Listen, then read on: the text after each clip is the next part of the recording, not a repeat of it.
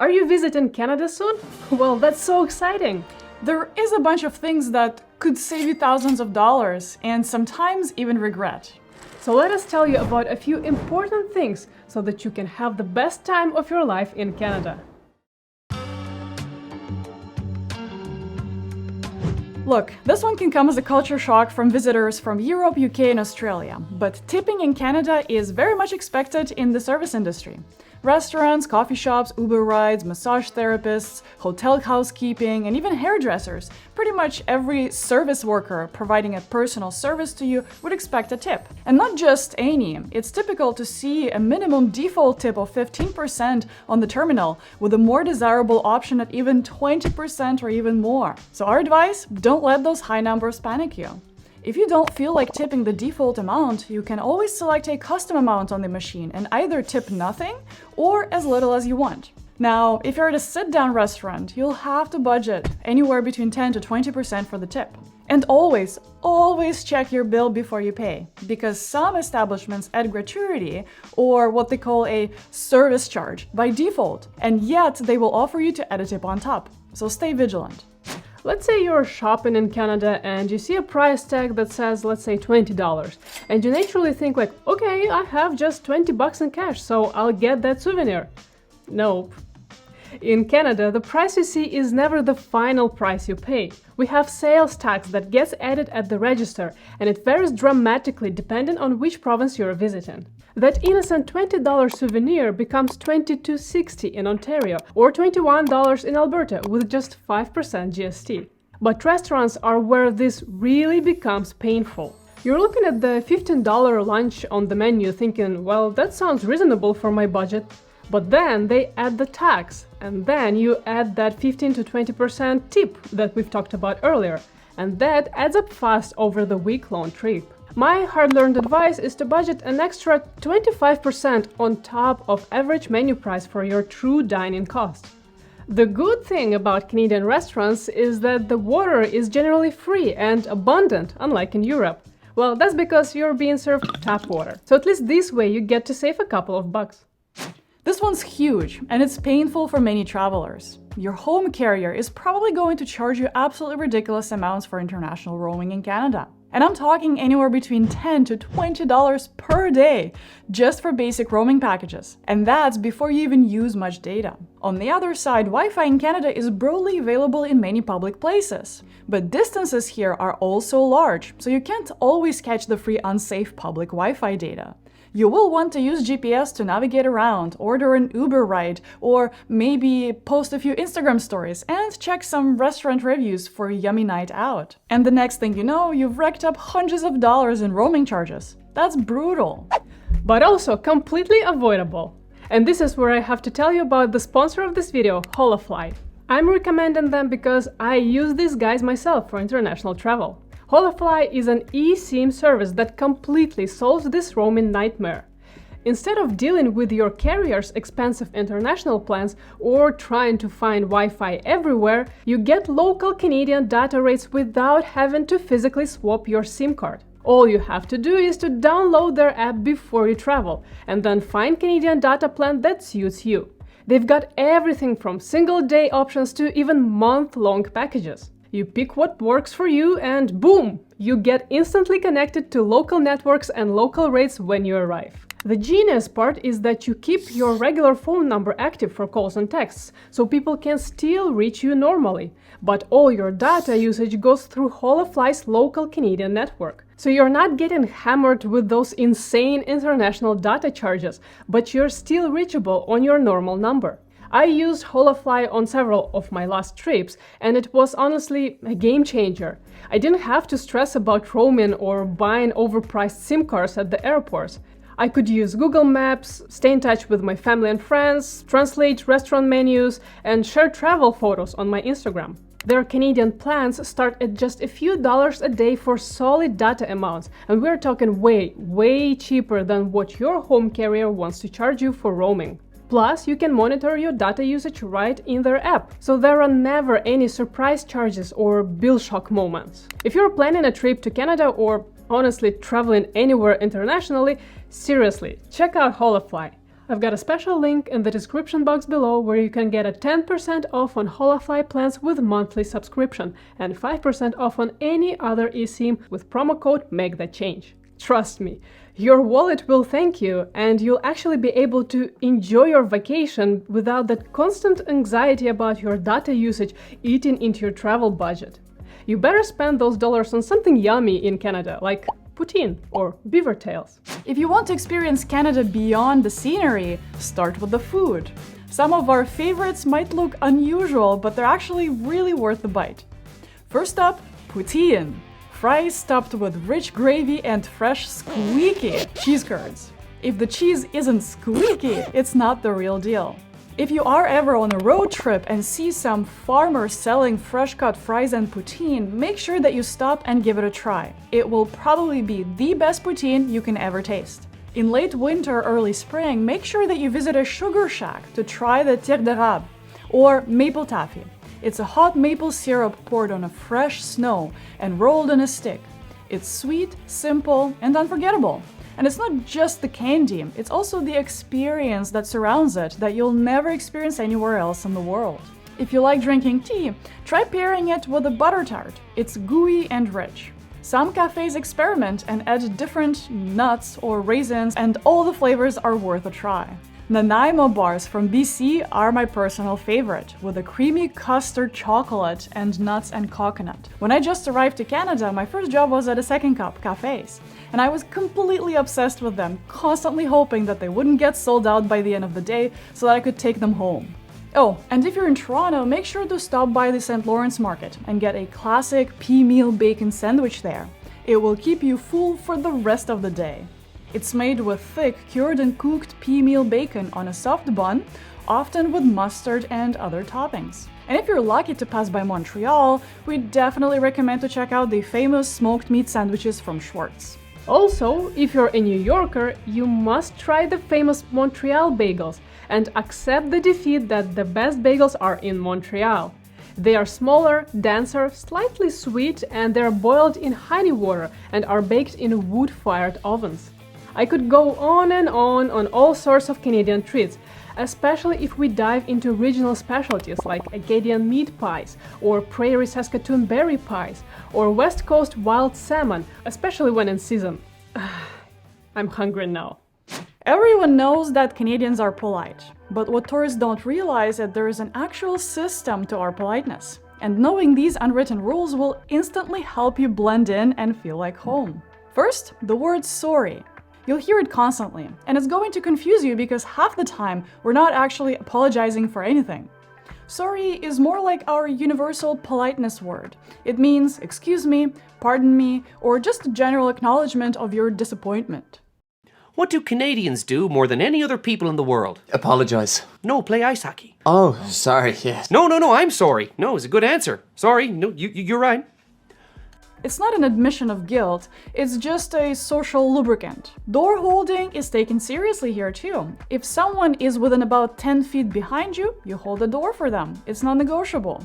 Sometimes there are even these awkward situations where people hold the door when the other person is very, very far and feels obligated to do the weird half-jog thing to just reach the door sooner. When you're driving, don't be surprised to see the thank you wave. Let's say if someone lets you merge into traffic, you wave. It's like a social contact that we're just all trying to get to where we need to without being jerks about it and acknowledging that we see the other person. It's all about those small gestures of politeness and acknowledgement that instantly makes you feel welcomed in the Canadian society. Here's the annoying thing, but also what makes Canada so unique. The distances are just too massive for realistic tourist itineraries. So if you want to see more than one city during your trip, like Vancouver and Montreal or Quebec City and Toronto, you'll have to fly instead of driving. Domestic flight prices in Canada are absolutely brutal on your wallet. A flight from Toronto to Vancouver can easily cost you anywhere from $400 to $1,000, depending on when you book or what season you're traveling. We don't have the same budget airline competition as in Europe or even in the US. Just a few major carriers who basically control the prices everywhere. Due to high distances, airports add all sorts of traveler surcharges, which are higher than in many parts of the developed world. So an initial $180 ticket will easily turn into $300. So we suggest to book flights way in advance, especially for summer travels or holiday periods. You can also subscribe to Canadian Airlines to get notifications if there are any special offers, and check out special websites like YYZ Deals. Or track flight prices on Google Flights. Tuesday and Wednesday flights are consistently cheaper than weekend departures. And sometimes it's actually cheaper to fly into Seattle and drive to Vancouver, or fly into Buffalo and drive to Toronto, especially if you're coming from the US and are on a very tight budget. If you are into driving, you can easily explore some regions of Canada by car. It's totally normal to drive from Montreal to Toronto or from Vancouver to Calgary. But driving from coast to coast can be very time-consuming. So if you're planning your trip to Canada, maybe stick to one single coast and then come back to explore the other. It'll be worth it. Last but not least, Canada has a somewhat decent rail system, so you can check out Via Rail website to see which connections are available via train. But don't expect much if you're visiting from Asia or Europe. Canada, unfortunately, still doesn't have high-speed rail. Everyone knows that Canadian winters are cold. But what they don't tell you is how extreme our weather swings can get on a normal day. Summer in Toronto can hit 35 degrees in Celsius, that's 95 in Fahrenheit, with humidity that makes it feel like steam sauna. You're literally melting on sidewalks or sweating through your clothes just walking from the subway to your hotel. When the winter hits, it's suddenly negative 25 Celsius, with that wind chill that physically hurts your exposed skin. That's a brutal 60-degree temperature swing in one location. The swings like that aren't just seasonal. Temperatures can vary during the day from one day to another. One day it's 25 degrees, the next it drops to 16.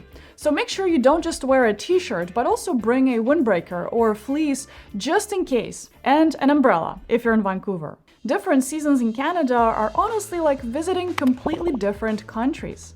And this affects everything from what you can do to how much you'll spend to how the vibes will feel. Summer in the southern part of Canada means long, hot days. This creates this amazing festival atmosphere everywhere. Patios are packed, summer festivals are everywhere. Music, food, cultural celebration festivals. It's the best time to experience Canadian social culture. Getting out of the city and enjoying Canadian nature like lakes, the ocean, hiking and camping, that, for me, demands a separate trip altogether. If you're into the outdoorsy stuff. Fall is my personal favorite. You'll see those incredible autumn colors that everyone posts on Instagram. The reds and the golds are completely breathtaking. Depending on the region, winter can be really intense, but also magical if you embrace the true Canadian way. Cities transform completely with winter festivals and ice skating rinks in the middle of nowhere that pop up everywhere.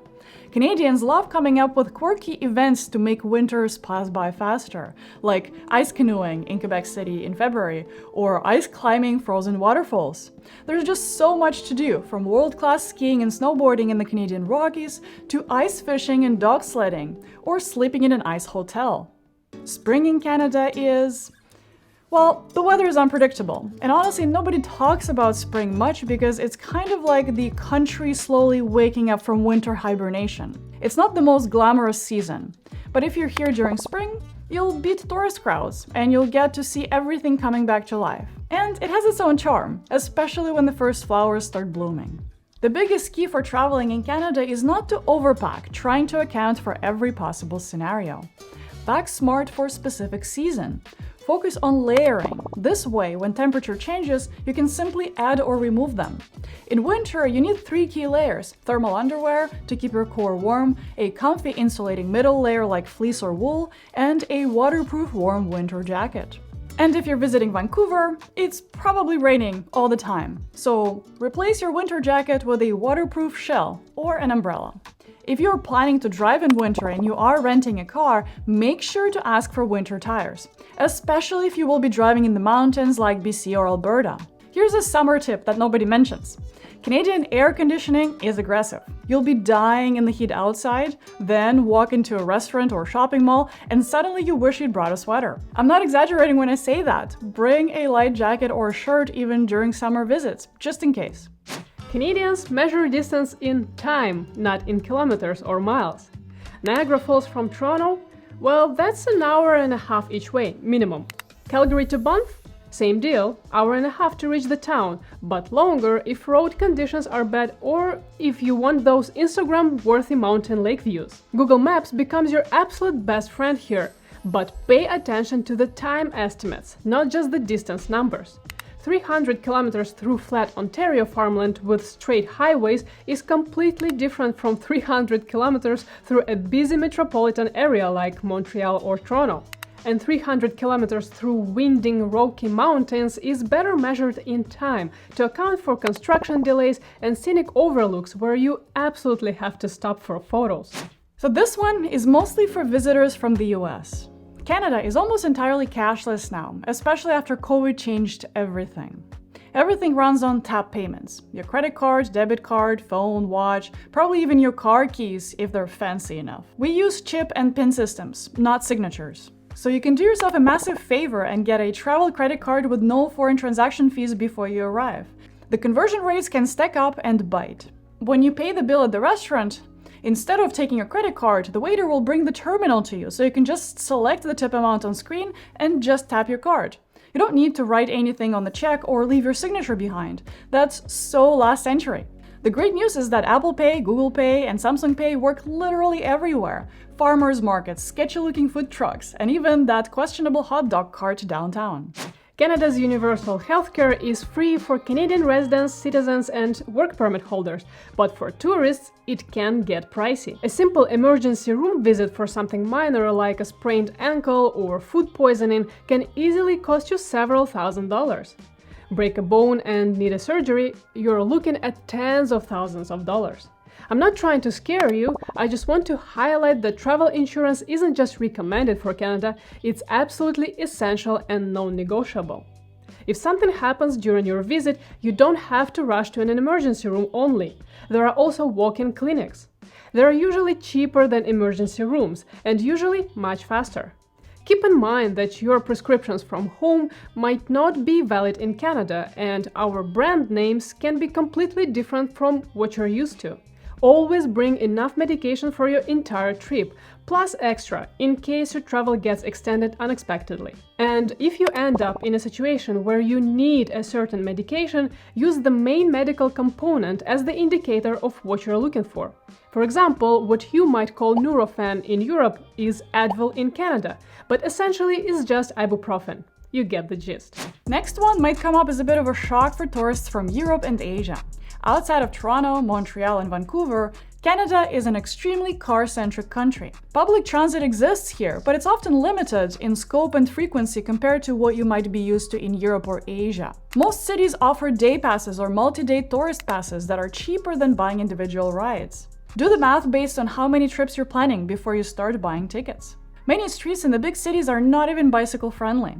If you want to explore beyond the immediate downtown cores, see national parks, or visit smaller towns, or really experience what Canada has to offer, you're probably gonna need a car, even in cities with decent public transit. If you want to visit multiple attractions in a day, explore neighborhoods, or have flexibility in your schedule, having a car makes life infinitely easier. Parking in downtown areas of major cities is really expensive and nearly impossible, not to mention confusing. Many cities have moved to app-based parking meters, which is actually a lot more convenient than feeding coins all day.